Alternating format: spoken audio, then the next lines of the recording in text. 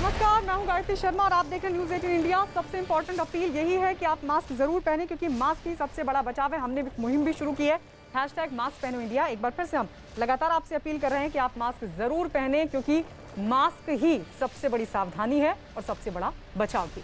और आइए शुरुआत करेंगे इस वक्त की बड़ी खबर के साथ। ये बड़ी खबर उत्तर प्रदेश से बड़ी खबर ये मिल रही है कि उत्तर प्रदेश में लॉकडाउन का बढ़ा दिया गया है। मुख्यमंत्री योगी आदित्यनाथ का ये बड़ा फैसला, लॉकडाउन बढ़ा दिया गया है। अभी हाल ही में बढ़ाने का फैसला लिया गया था, जिसे शुक्रवार तक के लिए बढ़ा दिया गया था, लेकिन अब जो जानकारी मिल रही है वो ये कि सोमवार तक बढ़ा दिया गया। पहले 6 मई तक, माफ कीजिए 6 मई तक, गुरुवार तक बढ़ाने का फैसला हुआ था, लेकिन अब इसे सोमवार तक बढ़ाने का फैसला मुख्यमंत्री योगी आदित्यनाथ की तरफ से लिया गया है। तो उत्तर प्रदेश में लॉकडाउन बढ़ा दिया गया है, सोमवार तक बढ़ा है ये लॉकडाउन। लगातार उत्तर प्रदेश में मामले सामने आ रहे हैं और कई जिले ऐसे हैं जहां पर लगातार केसेस बढ़ रहे हैं। रिकवरी रेट भी हालांकि इस बीच बढ़ रहा है, लेकिन अब जो जानकारी मिल रही है उसके मुताबिक बढ़ा दिया। अजीत हमारे सहयोगी जुड़ गए हैं ज्यादा जानकारी के साथ। अजीत, एक बार फिर से बढ़ गया लॉकडाउन?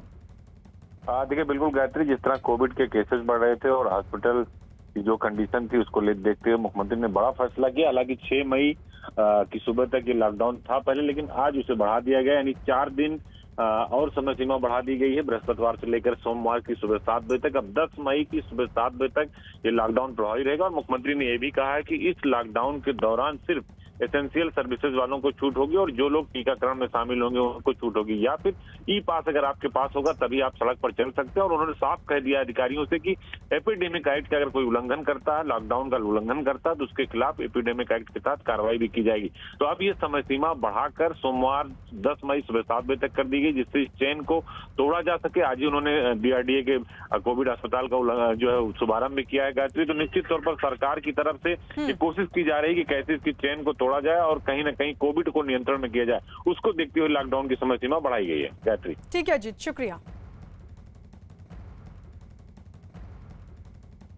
देश में कोरोना का कहर थमने का नाम नहीं ले रहा। लगातार 3 दिन तक कम होने के बाद पिछले 24 घंटों में एक बार फिर से कोरोना के नए मामले तेजी से बढ़ गए हैं। स्वास्थ्य मंत्रालय के आंकड़ों की अगर माने तो एक दिन में कोरोना के 3,82,000 से ज्यादा नए मरीज मिले, जो कि कल के मुकाबले 25,000 ज्यादा है। हालांकि एक दिन में 3,38,000 मरीज ठीक होकर घर लौट गए, जो अच्छी बात है। लेकिन कोरोना से मौत के आंकड़ों में कोई कमी नहीं आई है और बीते 24 घंटे में अब तक के सबसे ज्यादा 3,780 मरीजों ने दम तोड़ दिया। 4 मई की पॉजिटिविटी रेट 24.80% थी।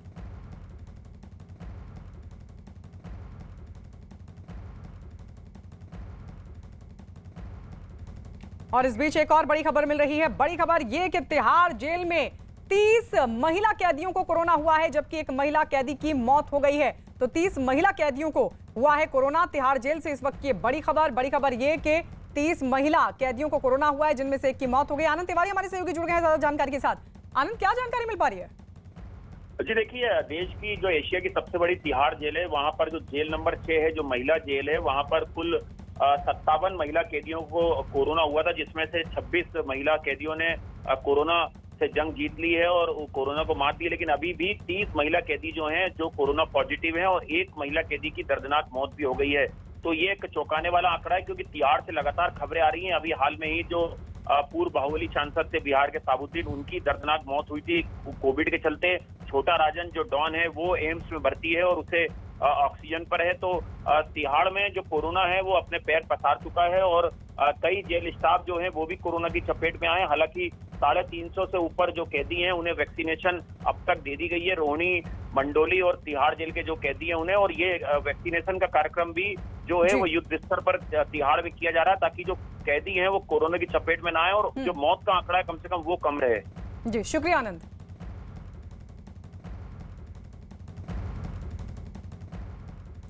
कोरोना काल की घड़ी ऐसी चुनौतियों से भरी है जिनका फिलहाल कोई अंत दूर दूर तक नजर नहीं आ रहा। आलम यह हो चुका है कि वायरस की बढ़ती रफ्तार ने पूरे देश में अफरा तफरी मचा दी है। हर कोई डरा और सहमा है, लेकिन ऐसी ही मुश्किलों में, ऐसी ही चुनौतियों के बीच कुछ चेहरे ऐसे हैं जो पूरे देश के सामने उदाहरण बने हुए हैं। ये लोग कहीं जरूरतमंदों तक राशन पहुंचा रहे हैं, कहीं लोगों को जागरूक कर रहे हैं, तो कहीं ये लोग कोरोना मरीजों तक ऑक्सीजन पहुंचा रहे हैं। कोरोना महामारी की दूसरी लहर में डॉक्टर दिन रात मेहनत कर रहे हैं। इसी दिन के लिए ये डॉक्टर की डिग्री ली थी। जब भी सोसाइटी को जरूरत पड़ेगी हम अपना बेस्ट करेंगे। लॉकडाउन ड्यूटी में तैनात था। उसी दौरान जब बच्चियों को लेकर आया और कहा कि मुझे गोली दे दो, हम खा के मर जाएंगे। अपने खुद के पैसों से उसको 2 महीने का राशन दिलाया, जो कि एक बहुत ही सराहनीय कदम है। देश पर टूटी महामारी की इसाफत की भले ही कोई था न हो, लेकिन हमारे और आपके बीच कुछ लोग ऐसे भी हैं जिनका मकसद इस चुनौती को चित करना है।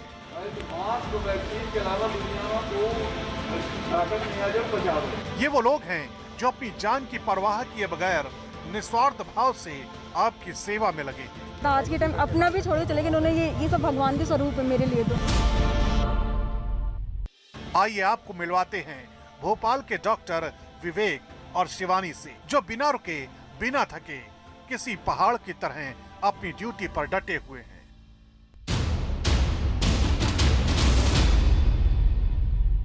हमारे साथ हैं डॉक्टर विवेक, डॉक्टर शिवानी, दोनों दंपत्ति 1 महीने से लगातार मेहनत कर रहे हैं। सर, ये मतलब जो है ना कि आप भी आखिर इंसान ही तो हैं। सही बात है, हम लोग भी इंसान हैं, लेकिन ये महामारी ऐसी है कि हमें इंसान से बढ़ कर के काफ़ी समय हमें लंबा काम करना पड़ रहा है, जिसमें हम हफ्तों काम कर रहे हैं बिना छुट्टी लिए। कई बार 24 घंटे भी काम करना पड़ रहा है लगातार। शिवानी, अभी मैंने जब आपसे नींद की बात कही थी तो आप हंसने लगी थी। एक्चुअली काफ़ी लंबा समय हो गया है कि मेंटल पीस शायद है ही नहीं। नींद प्रॉपर किसी को मिल नहीं पा रही है, ना डॉक्टर्स को। मैं ये नहीं कह रही सिर्फ डॉक्टर्स परेशान हैं, मरीज़, उनके परिजन सब परेशान हैं। तो वो मेरा नेचुरल ह्यूमन रिएक्शन था टुवर्ड्स दैट। बाकी समय कठिन है। वायरस के खिलाफ बड़ी जंग लड़ रहे डॉक्टर तमाम मुसीबतों का सामना कर रहे हैं। तनाव और दहशत के माहौल में उनकी निजी जिंदगी पर भी प्रभाव पड़ रहा है। यही वजह है कि इंडियन मेडिकल एसोसिएशन भी कोरोना काल के इन सुपर हीरोज को लेकर बेहद फिक्रमंद है, क्योंकि यही वो लोग हैं जो अपनी जान का जोखिम लेकर अपनी जिम्मेदारी को दिन रात निभा रहे हैं। पैरामेडिकल वर्कर्स बहुत ही कठिन समय में गुजर रहे हैं। हम लोग कोशिश कर रहे हैं, हमारे डॉक्टर्स लोगों के IMA की जो विंग है, डॉक्टर फॉर डॉक्टर्स, और उसी के साथ में मेंटल वेलबींग और अलर्टनेस, मतलब लोगों को हम लोग सिखाते हैं कि टेंशन होते समय क्या करना चाहिए। D4D जो हमारी कमेटी है, उसमें डॉक्टर्स लोग, ऐसा कोई भी डॉक्टर हमको मालूम पड़ता है तो उसको फ़ोन करते हैं, उसके हॉस्पिटल के आजू बाजू का पेशेंट डॉक्टर आइडेंटिफाई करता है और उसको जाके हम लोग फ़ोन करते हैं, उसको आइसोलेशन करते हैं, उसको मेंटल सोलेस करते हैं और जहाँ तक हो सकेगा उसको शांत रखने की कोशिश करते हैं। मेडिकल स्टाफ के लिए ये वक्त सिर्फ ड्यूटी का नहीं है, बल्कि अब ये एक ऐसी जंग है जिसे हर हाल में जीतना है। लेकिन इस जंग को भी तभी जीता जा सकता है जब देश के तमाम हेल्थ वर्कर्स का मोराल हाई किया जाए।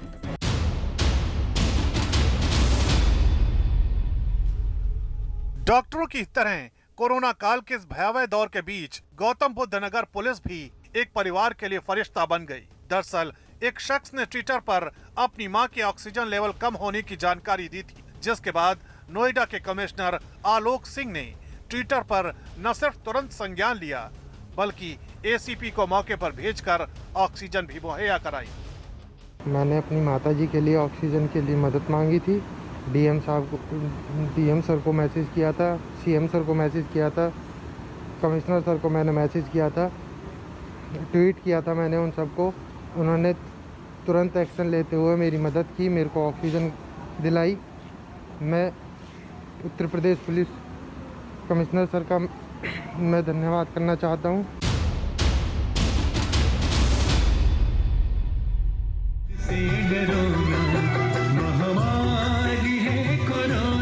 महामारी की मुसीबत में जागरूकता और सावधानी को सबसे अहम हथियार माना गया है। जम्मू कश्मीर के उधमपुर में मोहन मिस्त्री एक ऐसे ही किरदार हैं जिन्होंने अनोखे अंदाज में लोगों को जागरूक करने का बीड़ा उठाया है।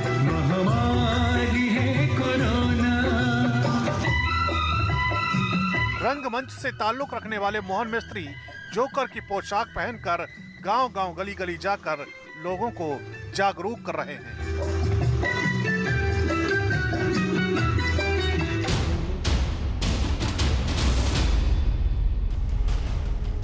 रीवा से बीजेपी सांसद जनार्दन मिश्र ने एक अनोखे ही अभियान की शुरुआत की है।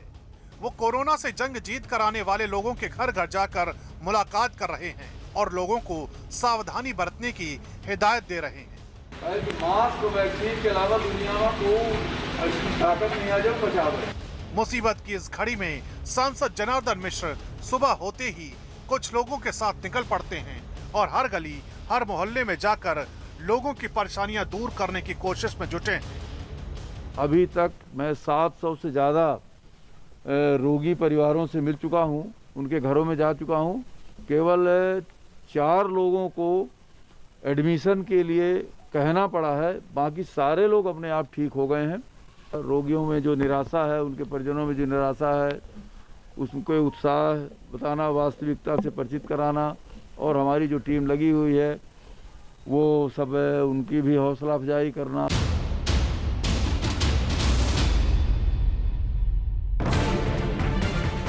ये समय डॉक्टरों के लिए कहीं ज्यादा चुनौतियों से भरा है, लेकिन नैनीताल के डॉक्टर MS दुग्गल की कहानी जरा अलग है। ये मुसीबत की इस घड़ी में न सिर्फ लोगों की जान बचाने में जुटे हैं, बल्कि दिन रात किसी भी वक्त इन्हें कोई मरीज जब संपर्क करता है तो ये उसकी दिक्कतों का समाधान करने से नहीं चूकते।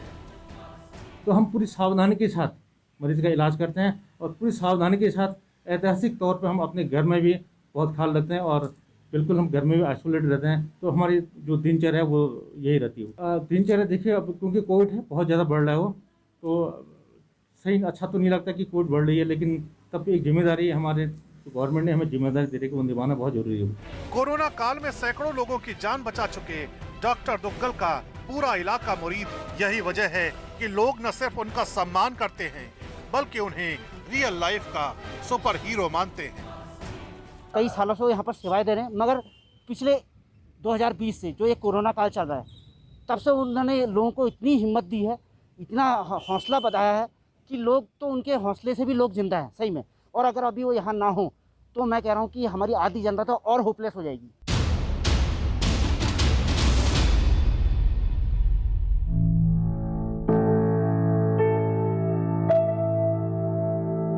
मध्य प्रदेश के बालाघाट से आई ये खबर यकीनन आपको झकझोर कर रख देगी। कोरोना की दूसरी लहर में अपना रोजगार गंवा चुका अर्जुन वंशकार जिंदगी से हताश हो चुका था, क्योंकि परिवार का पेट भरने को अन्न का एक निवाला तक नहीं था।